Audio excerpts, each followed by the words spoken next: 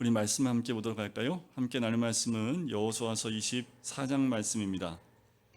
여호수아서 24장 14절부터 18절까지 말씀입니다. 우리 교독할까요? 우리 한 절씩 교독하도록 하겠습니다. 제가 14절 말씀을 먼저 봉독하겠습니다. 그러므로 이제는 여호와를 경외하며 온전함과 진실함으로 그를 섬기라. 너희의 조상들이 강 저쪽과 애굽에서 섬기던 신들을 치워버리고 여호와만 섬기라.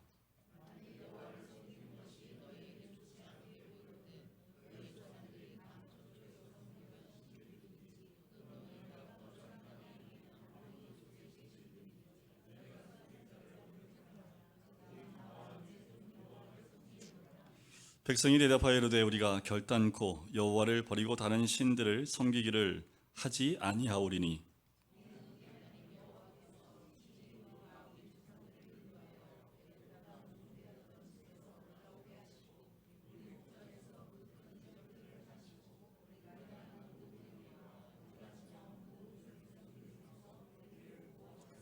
같이 읽겠습니다. 여호와께서 또 모든 백성들과 이 땅에 거주하던 아모리 족속을 우리 앞에서 쫓아내셨습니다.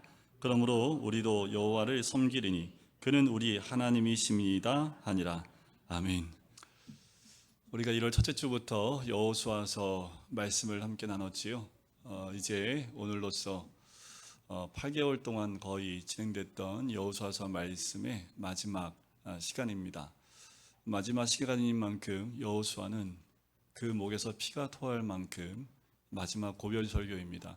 좀 이런지도 모르겠습니다. 이제 곧 죽기 직전에 마지막 힘을 다해서 그래서 이제 내가 가지만 남아있는 백성들이 하나님의 뜻 가운데 온전히 서기를 원하는 마음으로 마지막 고별 설교를 하고 있는 것이 오늘 본문의 말씀이지요.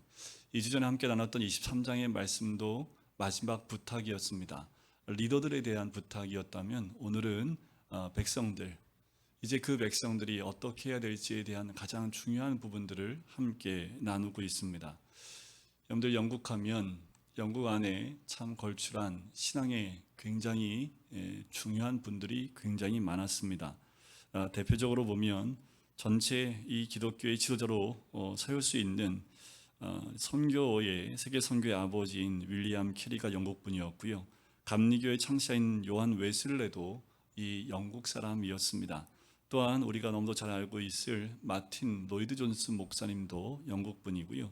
그리고 존 스토트 목사님, 지금도 많은 목사님들과 많은 학생들이 신학생들이 지금도 많이 읽고 있는 책, 수없이 많은 책들을 쓰셨던 그 목사님, 이 목사님도 영국 출신입니다.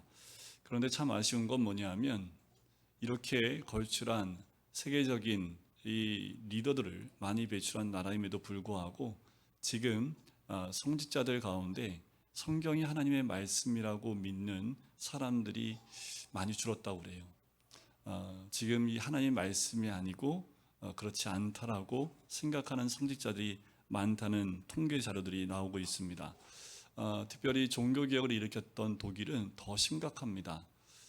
우리 한국에서도 많은 신학생들이 독일에 가서 신학을 공부하는데 독일 가서 신학을 공부하고 오면 거의 대부분 어떤 영향을 받냐 하면 성경은 하나님의 말씀으로 인정하지 않습니다. 그래서 지금 우리 합동측이 속해 있는 우리 총신은 이런 말을 들어요. 꼴통 보수라고.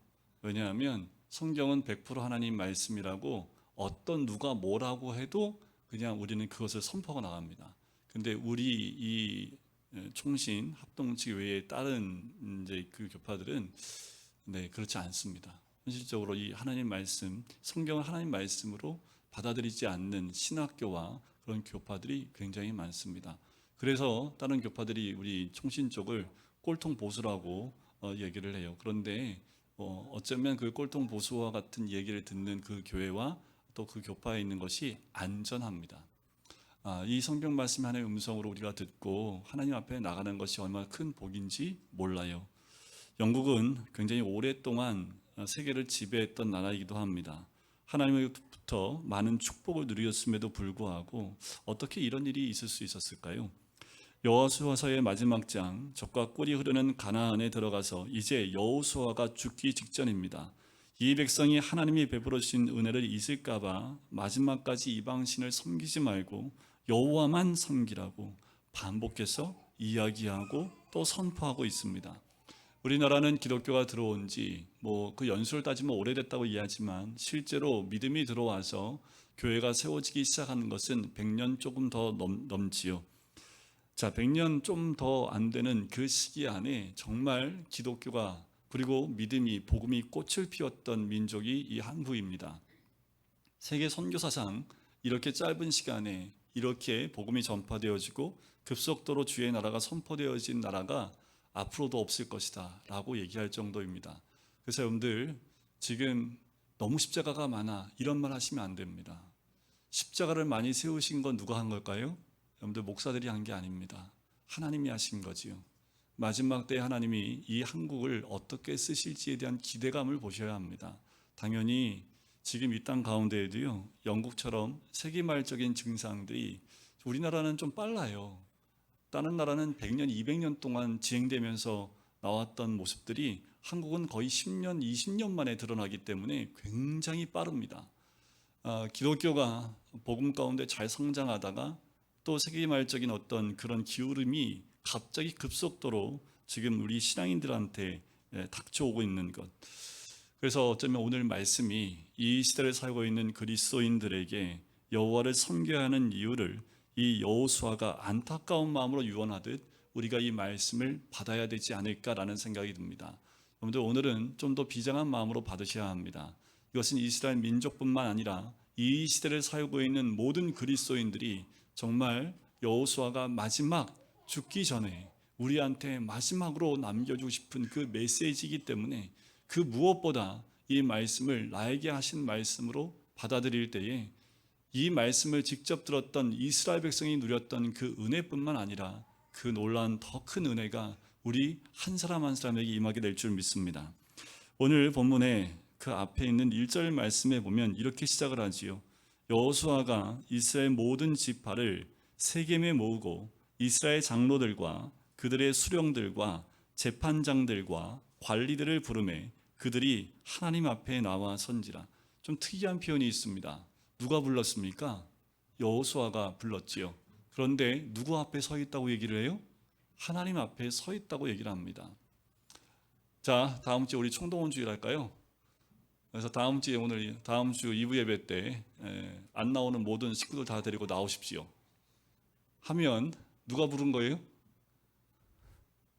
갑자기 총동원주의라고 제가 갑자기 선포하니까 갑자기 깜짝 놀라셔가지고 예를 들면 제가 부르면 누구 앞에 나오는 겁니까? 제 앞에 나오는 겁니까? 하나님 앞에 나오는 겁니까?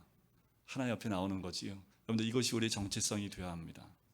예배 나올 때 여러분들 그 예배는 이종규 목사라는 사람 앞에 나오는 것이 아니라 하나님 앞에 나오는 거지요.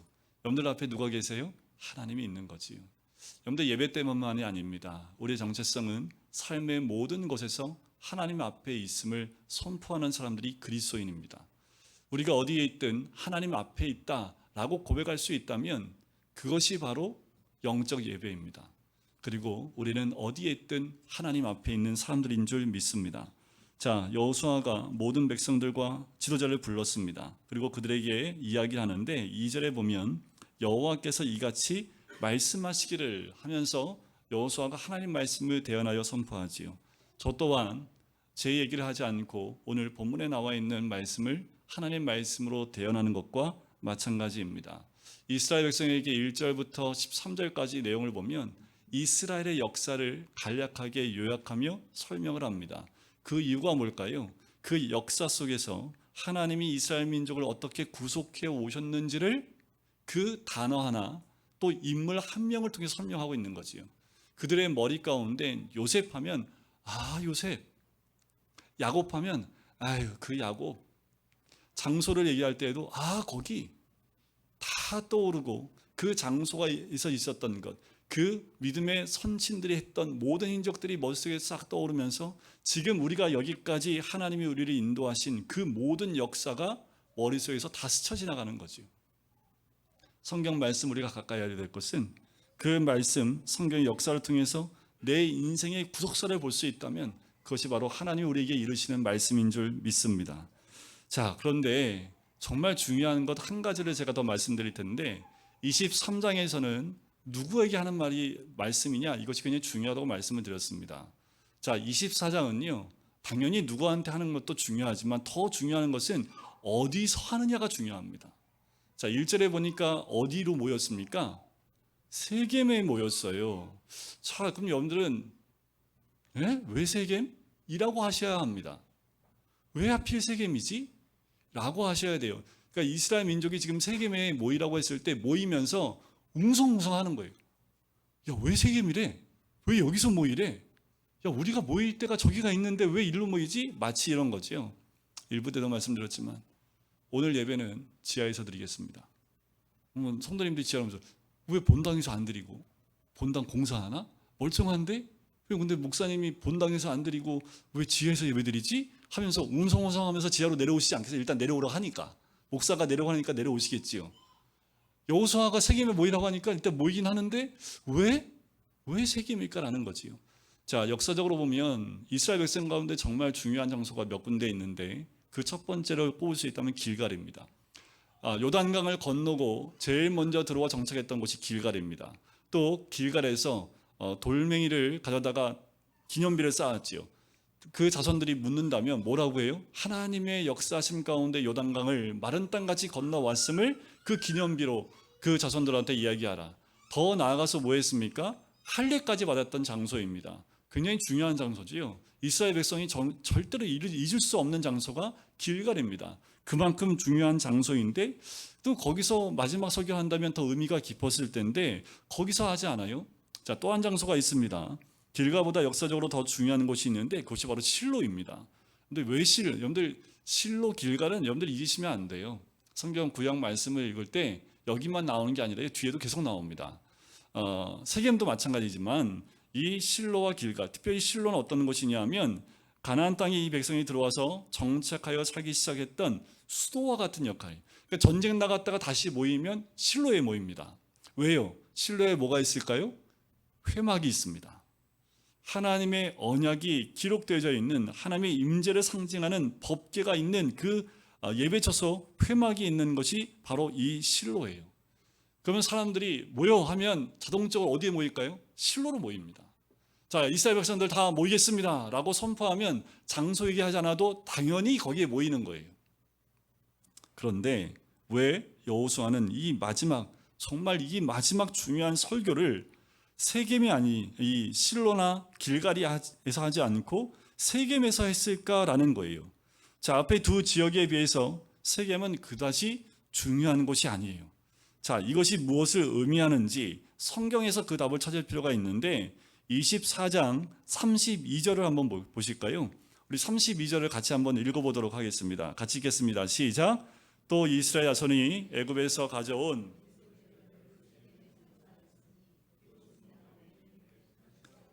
세겜의 아버지 하몰의 자손들에게서 산 밭이라.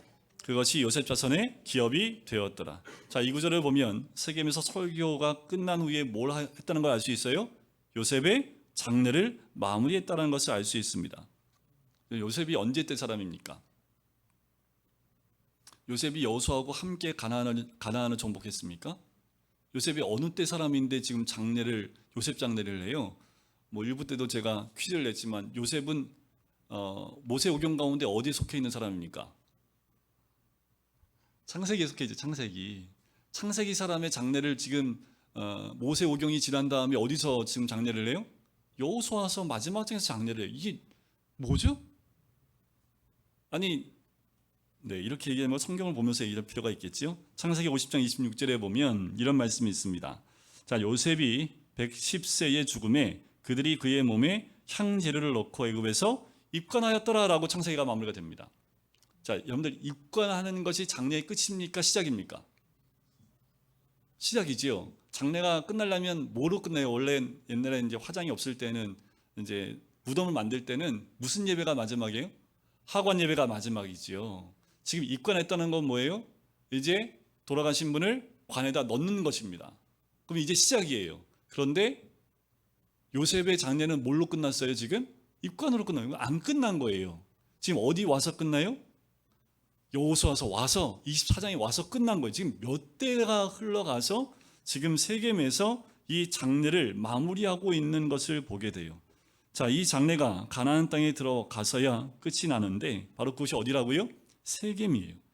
그래서 특별히 이스라엘 백성을 다른 땅이 아닌 세겜 땅에 모으고 있다라는 겁니다. 그렇다면 세겜과 연관되어진 중요한 역사적 이야기를 떠올릴 필요가 있겠지요. 세겜에서 요셉의 장례를 마무리하는 것이 도대체 무슨 의미이기에 여호수아가 백성들을 다른 곳도 아닌 이 세겜에 모았을까라는 거지요. 자, 세겜은 성경 곳곳에 등장을 하는데 이스라엘 백성이 가나안에 처음 들어왔을 때 복과 저주를 선포했던 에발산과 그린 신산이 있었던 곳이 세겜입니다. 그리고 더 중요한 건 뭐냐면 지금 오늘 설교, 그러니까 제 설교 말고 여호수아의 고별 설교가 2절에 보면 뭐부터 시작하면 아브라함과 데라부터 시작을 하지요.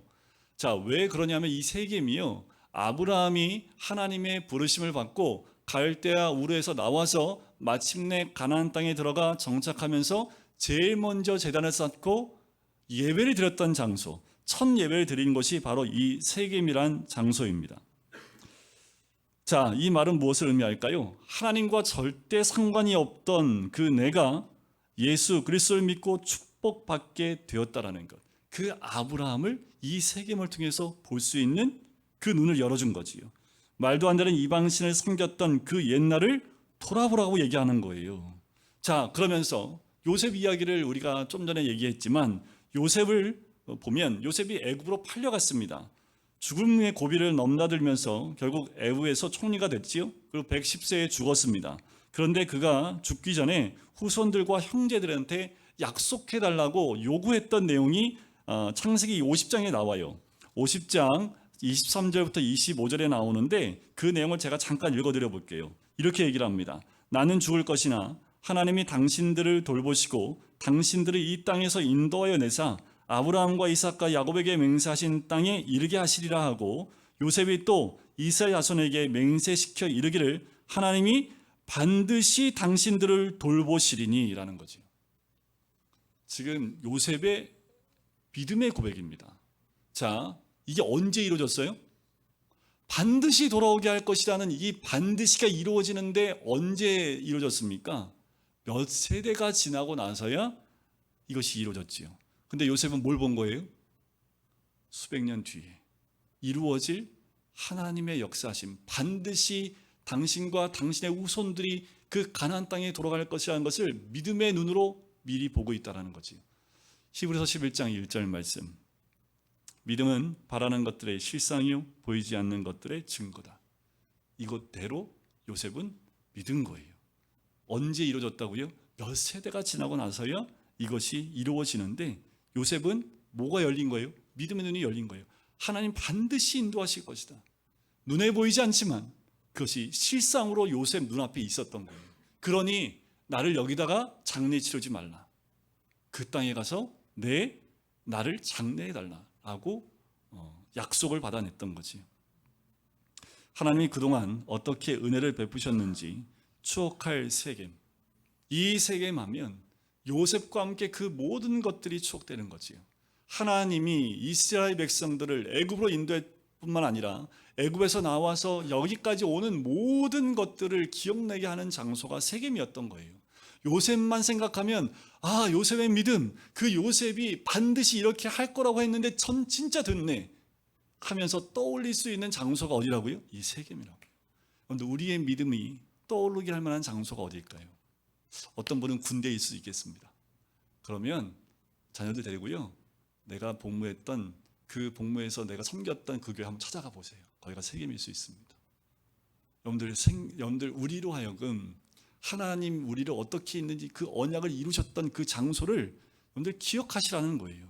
자, 이것을 기억해서 그들을 다 모아서 하나님 앞에 감사드리자라는 거 아닙니까? 기억해내자라는 거예요. 여러분, 이 세겜은 우리 모두에게 있는 줄 믿습니다. 우리로 하여금 하나님의 언약을 지킨 그 장소가 다 있는 줄 믿습니다. 아직 없으세요? 기대하십시오. 반드시 하실 겁니다.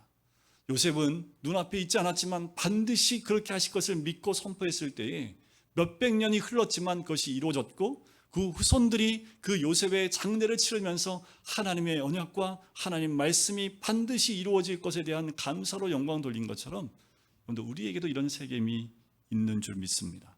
또한 아직 없다면 있을 줄 믿습니다. 이런 역사적 이야기가 있는 이곳에서 여호수아가 이제 마지막 설교를 통해서 전하고자 하는 메시지가 무엇일까라는 거예요. 자, 여호수아가 죽을 날이 가까웠 지금의 모든 백성을 세겜에 불러 모아놓고 요셉의 뼈를 장사 지내지요. 이 예식을 거행함으로써 그가 나타내고자 하는 것은 바로 이거였습니다. 하나님이 하신 일을 봐라. 우리가 여기까지 흘러들어와 이 땅을 정복하고 살게 된 것도 언약의 성취이자 완성임을 눈으로 똑똑히 보라는 거예요. 이게 요셉의 장례를 치르는 그 모습 가운데 여호수아가 백성들에게 보여주고 있는 메시지이지요. 이런 메시지를 자신이 죽기 전에 반드시 백성들에게 정말 그 뼈에 사무치도록 심어줘야 됐기 때문에, 각인시키기 때문에, 그래서 세겜에서 이 말씀을 전하면서 이제 여호수아의 말씀이 시작되는 것이 2절부터 13절까지 내용입니다. 이 말씀을 전부 다 나누고 싶지만 핵심만 나눠보도록 할게요. 2절에 보면 아까 2절에 누구로부터 시작한다고 말씀드렸어요. 여호와께서 이같이 말씀하시기를 옛적 아브라함의 아버지 나홀부터, 나홀의 아버지 데라부터 시작을 합니다. 자, 이 말씀은 말하자면 너희를 포함해서 너희 조상들의 전력은 강 저편에서 다른 신들을 섬겼던 이방인들이자 우상 숭배자들이었다라는 이야기예요. 놀랍게도 여호수아가 이 사실을 백성들에게 떠올리면서 서두를 시작합니다. 우리 민족은 원래 하나님 백성 아니었고 함에 택한 백성도 아니었던 이방신을 섬겼던 그 이방인들뿐만 아니라 우상 숭배자들이었던 것을 기억하라는 거지요. 우리가 믿음의 조상이었다고 하는 아브라함도 그 아버지 데라는 이방신을 섬겼던 사람이었다는 것을 이야기합니다. 지금 가나안 땅에 들어와 있는 이 하나님의 백성들이 된 사람들, 소위 믿음의 조상이라는 사람들의 원래 모습이 이와 같다라는 말씀으로 시작을 합니다. 여러분들 에베소서 말씀을 기억하십니까? 자네는 너희가 이방인이요 나그네요 그리스도 밖에 있던 본질상 진노의 자녀였다라는 것을 여호수아에서 말씀에서 선포하지요. 이것을 그가 이스라엘 백성들이 잊지 못하도록 확인시켜 주는 거예요. 너희 하나님 백성이라고. 우리가 하나님 백성이면 잘났다고. 아니, 우리의 원래 시작은, 원래는 우리도 본질상 진노의 자녀였다라는 거지요. 이 사실을 전제로 여호수아가 3절부터 13절까지 설교를 진행합니다. 이스라엘의 역사를 쭉 이야기를 해요. 그런데 전에도 제가 설교하면서 말씀드리지만 반복해서 나오는 단어들이 있습니다. 굉장히 중요하겠지요. 3절부터 13절까지 보면 17번이나 반복되는 단어가 나옵니다. 이게 뭘까요? 쭉 보시면 계속 튀어나오는 단어가 있어요. 거의 절마다 다 두 번씩, 한 번, 두 번 계속 튀어나와요. 그게 뭐예요? 내가입니다. 내가, 나는 이라는 말이 계속 반복돼요. 그럼 내가 누구예요? 일부 예배 때 몰랐더니 여호수아예요. 여기서 내가, 나는 하나님을 의미합니다. 하나님이 내가 이것을 했다라는 거예요. 내가 아브라함, 이삭, 야곱, 요셉, 그 위에 있는 모든 백성들, 그 모든 사건마다 내가 했다라는 거예요. 하나님 말씀하고 계시는 거지요. 이스라엘이 지금까지 이르기까지의 역사를 이야기하시는 거지요. 믿음의 조상 아브라함을 택하신 때부터 역사를 말씀하시는데 그는 원래 이방 땅의 나그네였지요. 그런 본질상 진노의 자녀를 택하셔서 그 장부한 역사 속에서 이 백성들을 어떻게 만들어 왔고 여기까지 인도한 일을 바로 누가 하셨다고요? 내가 했다고요. 하나님이 하셨다라고 말씀하는 거지요. 그러고 나서 여호수아가 무슨 말을 하는지 14절을 보십시오. 그러므로 이제는 여호와를 경외하며 온전함과 진실함으로 그를 섬기라는 거예요.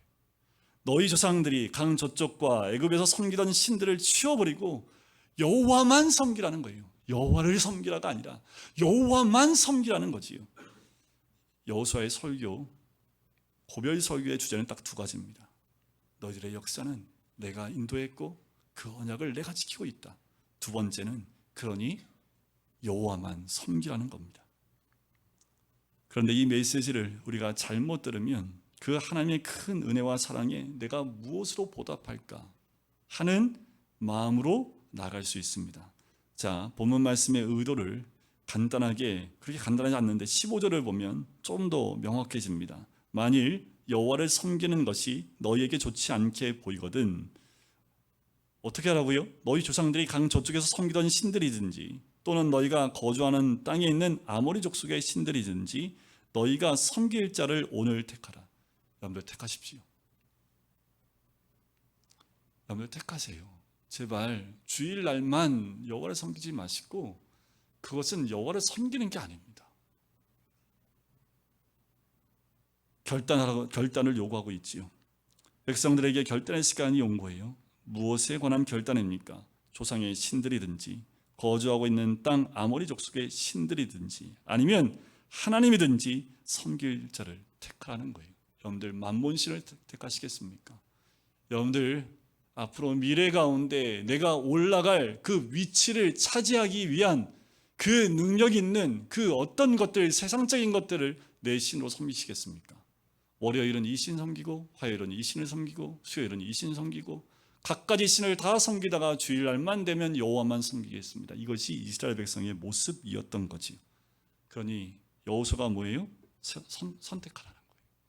그런데 여러분들 잘 보시면 뉘앙스가 굉장히 강조하고 있는 강조법 가운데 하나인데요.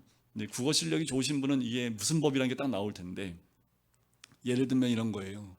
일부 때도 아주 우리 아이들이 뼛속 깊이 알아듣는 예화였는데 뭐냐면 지금 우리 애들도 게임합니다. 집에 가면 컴퓨터 게임 하지요. 릴인가 릴? 뭐 롤인가요? 잘 몰라요. 근데 굉장히 오랫동안 하는 게 있는데 게임하고 있으면 아버지가 오는 걸 알아요, 몰라요? 모르지요. 그러면 제가 기침을 하지요. 아빠 왔다. 근데 대답이 없어요. 그러면 제가 올라갑니다. 뭐 하는지 딱 가면 헤드셋을 딱 껴요. 그러니까 밑에서 아무리 얘기해도 들리지 않지요. 톡톡 두들기고 그만해. 조금 있으면 끝나요. 그래요. 알았어. 근데 내려갔는데 안 끝나요. 그럼 제가 어떻게 할까요? 다시 올라가요. 그리고 툭툭 두들기면서 얘기하지요. 끄든지 말든지 네 맘대로 해라. 딱 내려옵니다. 그럼 이 말이 뭐예요? 계속 해도 되고 아니면 안 해도 된다는 얘기예요? 아니면 계속하면 죽는다는 얘기예요? 이제 애들이 딱 이 말을 하면 일단 얼굴색이 아빠가 야, 네 마음대로 해 하고 딱 내려오면 아싸 이게 기회다 하고 계속 하지 않고 어떻게 해요? 바로 딱 끄고 바로 내려옵니다. 왜요? 좀 더 하면 경칠 것 같거든요. 지금 오늘 이 말씀이 지금 15절 말씀이 그와 같은 거예요. 무슨 법이라면 반어법이지요. 하라고 하는 거예요? 하지 말라는 얘기예요. 강력하게 하지 말라는 그 얘기를 네 마음대로 해, 하고 싶은 대로 해 라는 말을 표현하는 거지요. 자, 한번 상상해 봅시다. 이스라엘 백성들에게 여호수아가 말하는 거지요. 나는 곧 갈 것이다. 그런데 너희들 우상을 섬길 것인지 하나님을 섬길 것인지 잘 생각하고 알아서 선택하라. 이 말이 너희에게 선택의 자유를 줄 테니까 우상을 섬기든지 하나님을 섬기든지 좋은 대로 하라 라는 말이 아니겠지요. 이 말입니다. 사실은 너희에게 선택권이 없지. 하나님을 선택하지 않으면 다 죽는다 라는 그 말을 강력한 반어법으로 이야기하고 있는 거지요. 자, 이야기를 들은 백성들이 16절에 뭐라고 대답을 해요? 무슨 말씀이세요? 결단코 여호와를 버리고 다른 신을 섬기기를 하지 않겠습니다 라고 이야기해요. 그런데 여호수아가 뭐라고 대답을 하는지 19절을 볼까요? 19절 앞부분에 뭐라고 대답을 합니까? 여호수아가 너희가 여호와를 능히 섬기지 못할 것을. 이건 뭐예요? 우리가 결단코 여호와를 버리지 않고 여호와를 섬기겠습니다 그랬더니 여호수아가 뭐예요? 기특해라. 내 말 뜻이 뭔지 알았구나. 그래, 그래야지 여호와만 섬겨야 돼. 잘했어. 이렇게 칭찬을 해줘야 되는데 칭찬하지 않고 너희는 섬기지 못할 것이다. 웃기지 마라. 너희들은 하나님을 못 섬긴다. 무슨 의미일까요? 자, 그렇다면 여호수아가 말하는 섬김과 백성들이 말하는 섬김이 뭔가 다르겠지요. 그러니까 여호수아가 너희는 못 섬겨 라고 얘기를 한 거 아니겠습니까? 그렇다면 백성들이 말하는 섬김의 의미가 무엇인지 17절과 18절에 나옵니다. 한번 같이 한번 읽어볼까요? 17절과 18절입니다. 시작. 이는 우리 하나님 여호와께서 친히 우리와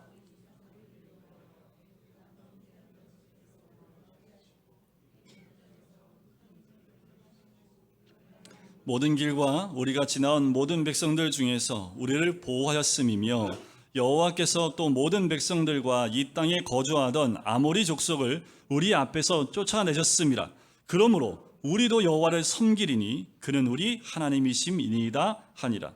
자, 일단 섬기겠다고 얘기를 했지요. 근데 17절과 18절을 가만히 읽어보면 이들이 말하는 섬김은 뭘까요? 하나님이 이만큼 나에게 주셨으니 이제 보답하겠습니다라는 거예요. 이들의 섬김은 하나님이 이렇게 우리 조상 때부터 이렇게 설교를 들으니까 너무 하나님 크신 은혜를, 너무나 크신 은혜, 그래서 좀 하나님께 보답하기 위해서 열심히 하겠습니다 라는 그 의미의 섬김이라는 거예요. 근데 여호수아는요, 그렇게 하나님을 섬길 수 없다고 단호하게 얘기하는 거예요. 마치 이런 거지요. 내가 십자가의 보배로운 피로 구속함을 받아서 하나님의 자녀가 되었으니 이제 그 사랑을 갚으며 살겠습니다. 참 은혜되는 말씀인 것 같은데 묘하게 꼬여 있습니다. 이제 뭐 하겠다는 거예요? 얼만큼 우리가 하나님께 갚으면 다 갚을 수 있을까요? 그러니까 이게 뭐로 나와요? 봉사와 헌신으로 나옵니다. 그래서 어느 정도 봉사하고 열심히 하면 이제 다 갚은 것 같아요. 그러면서 점점 하나님부터 떠나는 선택을 하기 시작을 한다라는 거지. 여호수아가 그 이유를 어떻게 설명하는지 19절을 보면 나와요. 19절에 보시면 섬기지 못할 것은 왜요? 그는 거룩하신 하나님이요 질투하시는 하나님이시니, 두 가지 이유를 얘기합니다. 하나님은 거룩한 분이시기 때문에 질투하시는 하나님이기 때문에. 그런데 질투라는 말은 좀 좋은 말로 말하면 어떻게 한다는 거예요? 질투가 크다는 얘기는 그만큼 뭐 한다는 거예요? 사랑한다는 거죠. 우리 하나님 질투의 하나님이시기 때문에요. 여러분들 24장 뒷부분에 보시면 이게 왜 못 섬기냐고 얘기하냐면 23절을 보시면 여호수아가 이르되 그러면 이제 너희 중에 있는 이방 신들을 치워버리고 너희의 마음을 하나님 여호와께로 향하라는 거예요.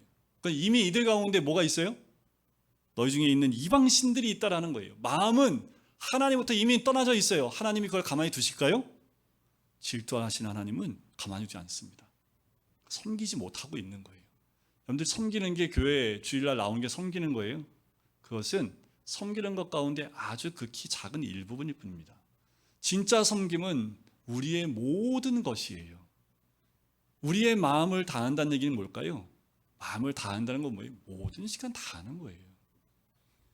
두 번째 이유, 바로 하나님은 거룩하시기 때문에 그렇습니다. 아까도 말씀드렸지만 우리가 10년, 20년 신앙생활을 해도 뭔가 자꾸 부족해요. 신앙생활을 할수록 피곤해져요. 하나님이 우리에게 보여주신 그 한량없는 사랑과 은혜를 우리의 노력과 행위로 갚을 수 없습니다. 그래요. 우리는 갚을 수 없어요. 우리가 어떤 힘으로 갚을 수 있는 존재가 됩니까? 여러분들 사도 바울을 보세요. 오란하는 공고한 사람이로다. 사도 바울도 그렇게 얘기합니다. 또 내가 죄 가운데 떨어지는 내 자신을 바라보면서 나 어떻게 하면 좋을까? 예수 그리스도 없으면 한순간도 살 수 없는 죄된 본분의 이 죄된 인간이라는 것을 깨닫고 또 주님 앞에 엎드려 기도할 수밖에 없는 죄인이라는 것을 깨닫는 것. 우리는요, 우리에게는 힘이 없어요. 내가 주님을 온전히 섬길 수 있는 어떤 능력도 없고요, 아무것도 없습니다. 왜? 우린 죄인이기 때문에. 원래 근본 죄인이기 때문에 우리가 죄인인 것을 깨닫고 주님 앞에 엎드리지 않으면 단 한순간도 주님께 나갈 수 없는 죄인입니다. 그것이 하나님을 섬기는 거예요.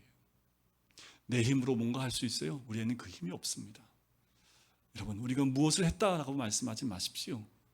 우리가 해야 될 건 뭐예요? 하나님 주신 마음. 아까 본문에 나오잖아요.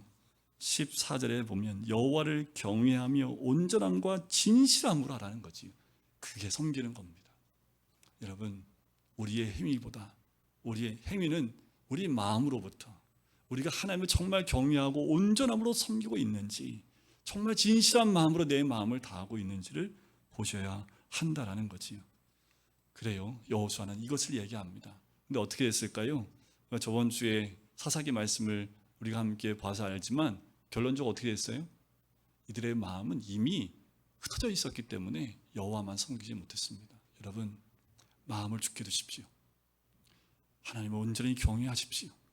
온전하면 그 마음을 굳게 둘 때에 우리는 하나님을 온전히 섬길 수 있는 사람이 될 수 있습니다. 마음이 흔들리고 흩어져 있다면 아무리 입술로 여호와만 섬기겠다 고백해도 섬길 수 없어요. 우리가 주님께 무엇으로 보답할 수 있습니까? 우리가 무엇으로, 우리 부모님의 그 은혜를 어떻게 보답할 수 있어요? 근데 하나님의 그 은혜를 우리가 어떻게 보답을 합니까? 우리의 마음을 굳게 두고 온전함으로 여호수아처럼 여호와만 섬긴다는 것 어려워요? 아니요. 우리 마음 중심에 굳게 두고 매일 매순간 주와 동행하는 삶이 우리의 삶이 되어야 될 줄 믿습니다. 여러분, 우리 모두가 가나안 땅에 있는 백성들, 가나안 땅에서 떠나지 않고 하나님을 온전히 섬기는 자들, 그래서 주님과 함께 동행하며 주님 안에 거하며 그 안에 기쁨을 누리고 온전함을 누릴 수 있는 하나님의 삶이 되시기를 주님의 이름으로 간절히 축원드립니다.